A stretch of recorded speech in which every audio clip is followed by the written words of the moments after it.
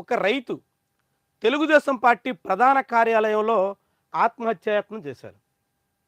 మంగళగిరిలో ఉన్నటువంటి టీడీపీ జాతీయ కార్యాలయం ఎన్టీఆర్ ట్రస్ట్ భవన్లో ఎన్టీఆర్ విగ్రహం ముందు రైతు ఆత్మహత్యాయత్నం చేశాడు. ఆత్మహత్యాయత్నం చేసినటువంటి రైతుని హుటాహుటిన మణిపాల్ ఆసుపత్రికి తరలించి చికిత్స అందించాల్సి వస్తుంది. ఎందుకు అంటే ఏలూరు జిల్లాలో ఉన్నటువంటి దెందులూరు అసెంబ్లీ నియోజకవర్గంలో ఎమ్మెల్యేగా ఉన్న చింతమనేని ప్రభాకర్ అనుచరులు మట్టి మాఫియాగా మారి గ్రావెల్ దందా చేసి ఆ రైతు భూమిని దోచేస్తుండడంతో ఏం చెయ్యాలో తెలియక రైతు ఆత్మహత్యాయత్నానికి పాల్పడాల్సి వచ్చింది. ఎక్కడ తెలుగుదేశం పార్టీ కార్యాలయంలో ఆత్మహత్యాయత్నానికి ముందు ఆయన అక్కడ పోలీసులకు కంప్లైంట్ ఇచ్చారు. పోలీస్ స్టేషన్లో పోలీసులు పట్టించుకోలేదు. తహసీల్దార్ని ఆశ్రయించారు. తహసీల్దారు మా సంబంధం లేదన్నట్టుగా వ్యవహరించారు. కలెక్టర్ దగ్గరికి వెళ్ళారు, ఎస్పీ దగ్గరికి వెళ్ళారు. చివరికి ఎస్పీ వీళ్ళనే బెదిరించే ప్రయత్నం చేశారు అని బాధితులు చెప్తున్నారు. ఈ జిల్లా వ్యవహారమే కాదు, తెలుగుదేశం పార్టీ నిర్వహిస్తున్నటువంటి ఆ పార్టీ ప్రధాన కార్యాలయంలో గ్రీవెన్స్లకు వచ్చి వినతి పత్రం ఇచ్చారు.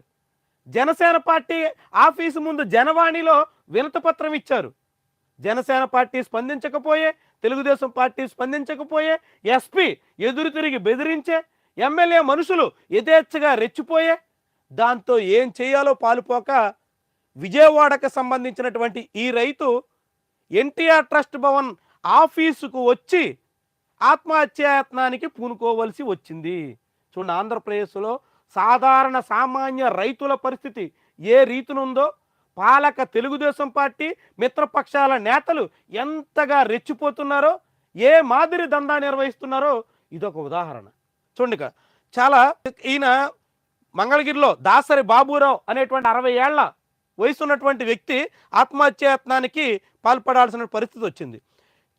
ఈయనకి దెందులూరు మండలం చల్లచింతలపూడిలోని విజయవాడకు చెందిన బాబురావుకి 9 ఎకరాల 57 సెంట్ల భూమి ఉంది.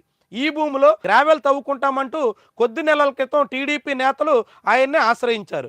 దానికి అన్ని అనుమతులు ఉంటే అభ్యంతరం లేదు అని బాబురావు చెప్పారు. కానీ ఎలాంటి అనుమతులు లేకుండానే అడ్డగోలుగా నెల రోజుల్లోనే సుమారు 2000 లారీల గ్రావెల్ని తవ్వేశారు. భూమేమో దాసరి బాబురావుది, తవ్వేస్తుందేమో చింతమనేని ప్రభాకర్ అనుచరులు. ఈ విషయాన్ని ఫిర్యాదు చేస్తే అధికారులు పట్టించుకోరు. పార్టీ ప్రధాన కార్యాలయాల ముందు వాపోయినా వీళ్ళు కూడా ఖాతరు చేయరు. దాంతో మరో దారి లేక దిక్కుతోచక ఆ 60 ఏళ్ల దాసరి బాబురావు అనేటువంటి వ్యక్తి ఎన్టీఆర్ విగ్రహానికి ముందు తెలుగుదేశం పార్టీ కార్యాలయంలో ఆత్మహత్యాయత్నం చేశారు. ఎలాంటి పరిస్థితి ఆంధ్రప్రదేశ్లో ఉందో చూడండి.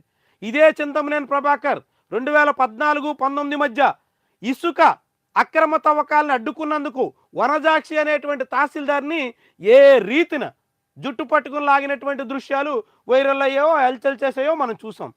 ఇప్పుడు అదే చింతమనేని ప్రభాకర్ అనుచరులు అదే దెందులూరు అసెంబ్లీ నియోజకవర్గం పరిధిలో దాసరి బాబురావు అనేటువంటి వ్యక్తి ప్రాణాల మీద కూడా ఏం చెయ్యాలో తెలియక అచేతన వ్యవస్థలో ఆత్మహత్యాయత్నానికి దిగజారేటువంటి పరిస్థితికి తీసుకొచ్చారంటే దందాలు ఏ మాదిరి నడుస్తున్నాయో ఆలోచించండి.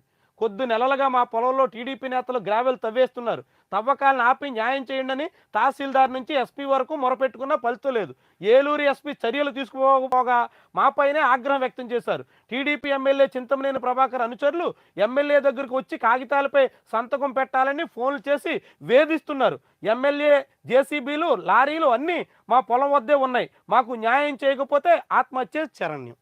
బాబురావు భార్య నాగలక్ష్మి అనేటువంటి బాధితురాలు చెబుతున్నటువంటి మాట చూడండి, ఎలాంటి ఏ రీతిన వ్యవహారం నడుస్తుందో. ఇసుక, మైనింగ్, వైను, ఏది అన్ని చోట్ల మాఫియాగా మారిపోయినటువంటి పాలకపక్ష నేతల తీరుని తెలుగుదేశం పార్టీ కార్యాలయంలో దాసరి బాబురావు ఆత్మహత్యాయత్న వ్యవహారం మరోసారి వెల్లడిస్తోంది. మరి దీని మీద చంద్రబాబు ప్రభుత్వం స్పందిస్తుందా? బాధితుడికి న్యాయం చేసే దిశలో కనీస చర్యలైనా ఉంటాయా? రెచ్చిపోతున్నటువంటి ఎమ్మెల్యేలని అడ్డుకట్ట వేసే ప్రయత్నం ఏ కోసానైనా జరుగుతుందా? ఇవే ప్రశ్నలు ఇప్పుడు మనం